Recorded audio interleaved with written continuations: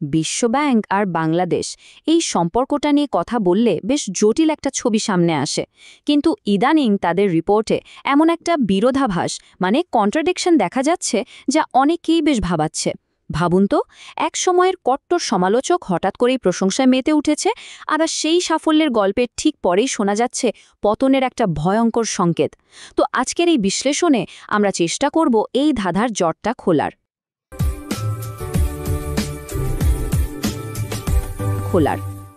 আচ্ছা, মনে করে দেখুন তো, পদ্মা সেতু নিয়ে বিশ্বব্যাংকের সাথে শেখ হাসিনা সরকারের কি পরিমাণ সংঘাত হয়েছিল।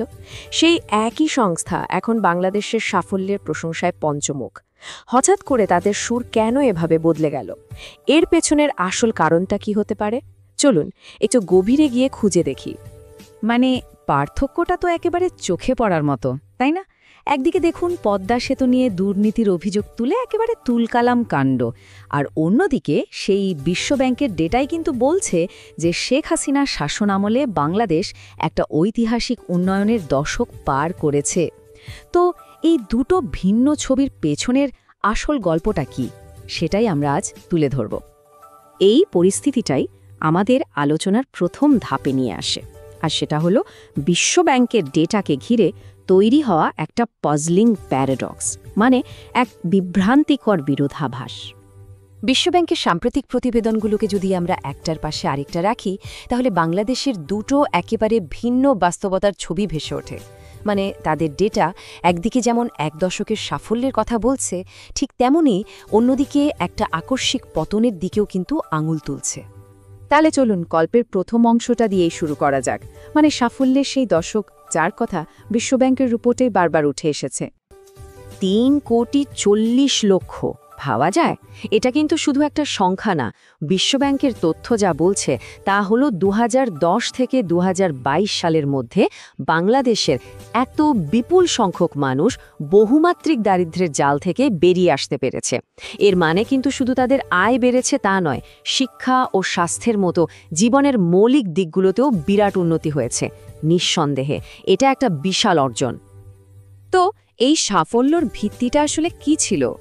বিশ্বব্যাংক বলছে দক্ষিণ এশিয়ার মধ্যে দ্রুততম দারিদ্র্য কমানোর হার ছিল এই বাংলাদেশে, আর এর পেছনে অনেকগুলো কারণ কাজ করেছে।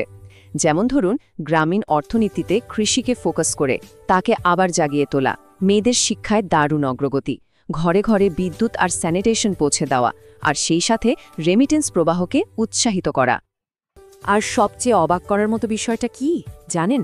জলবায়ু পরিবর্তনের কারণে বাংলাদেশ বিশ্বের অন্যতম ঝুঁকিপূর্ণ একটা দেশ, কিন্তু সেই বিশ্বব্যাংকের রিপোর্টই বাংলাদেশকে ক্লাইমেট অ্যাডাপ্টেশন বা জলবায়ু অভিযোজনে রোল মডেল হিসেবে স্বীকৃতি দিয়েছে।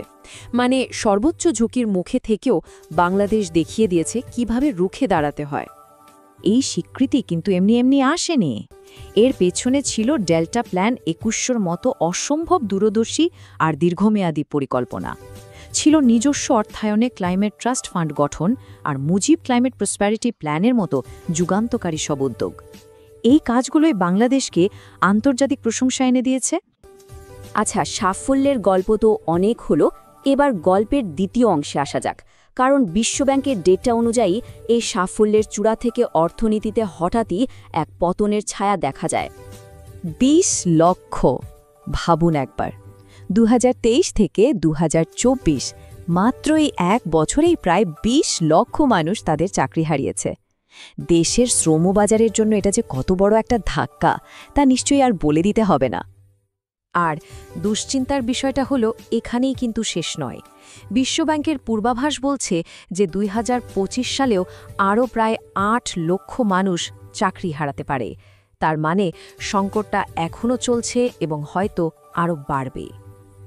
আর এর সরাসরি প্রভাব পড়েছে সাধারণ মানুষের জীবনের ওপর, মানে দারিদ্র্যের ওপর।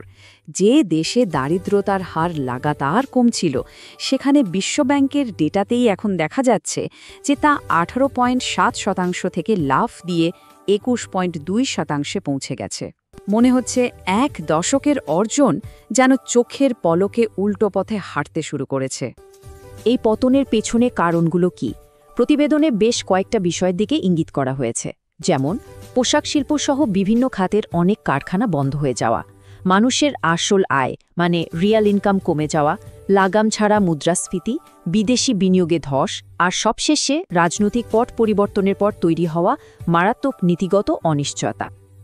এখন কথা হলো, বিশ্বব্যাংক তো সরাসরি কোনো রাজনৈতিক মন্তব্য করে না, কিন্তু তাদের এই ডেটার ভেতরে কি কোনো বিশেষ বার্তা লুকিয়ে আছে?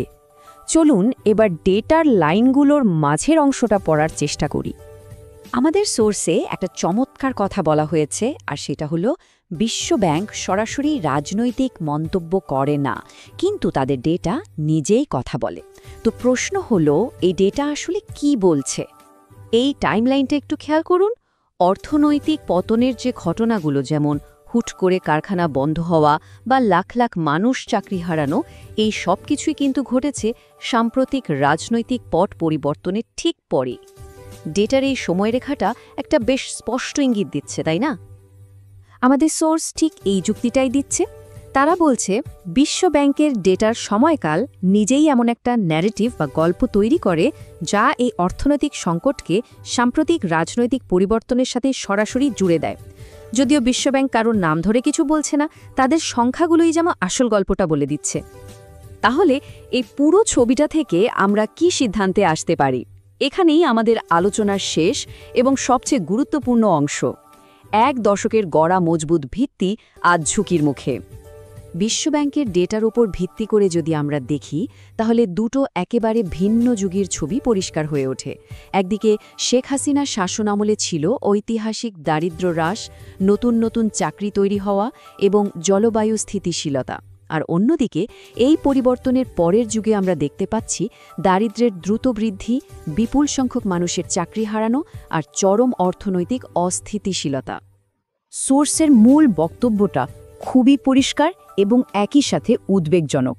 1 দশকের সাফল্য মাত্র 16 মাসের মধ্যে নষ্ট হয়ে যাওয়ার ঝুঁকিতে রয়েছে। একবার ভাবুন, যা গড়তে 10টা বছর লেগেছে তা ভাঙতে 1.5 বছরও লাগছে না।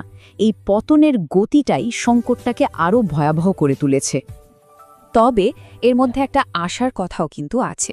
বিশ্বব্যাংক এটাও উল্লেখ করেছে যে আগের সরকারের তৈরি করা যে শক্তিশালী ভিত্তিগুলো, যেমন ধরুন জলবায়ু অভিযোজনের কাঠামো বা সামাজিক সুরক্ষার নেটওয়ার্ক, সেগুলো কিন্তু এখনও আছে। কিন্তু সেগুলোকে ঠিকমতো কাজে লাগাতে হলে প্রয়োজন স্থিতিশীল নেতৃত্ব। তাহলে শেষ প্রশ্নটা এখানেই এসে দাঁড়ায়। 1 দশকের অগ্রগতি যদি মাত্র 1-1.5 বছরেই এভাবে ধসে পড়তে পারে, তাহলে সেই আস্থা আর স্থিতিশীলতা ফিরিয়ে এনে অর্থনীতিকে আবার আগের জায়গায় নিয়ে যেতে ঠিক কী প্রয়োজন? এর উত্তর খোঁজার দায়িত্বটা হয়তো আমাদের সবারই।